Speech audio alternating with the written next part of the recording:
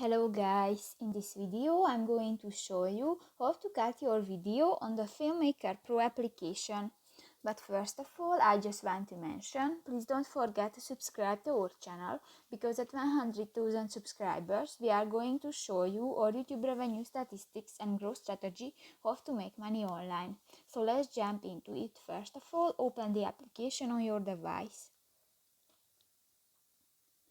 Tap to the New Project option at the upper side of the screen and tap to the plus icon at the lower left corner of the screen and select a video from your device. New, tap to the video clip and tap to the 3 option at the bottom of the page, the cut. And new, you can cut your video, just pull the arrows the selected video, and if you don't, click to the OK icon. So that's pretty much it for this video, guys. See you in the next one. Bye bye.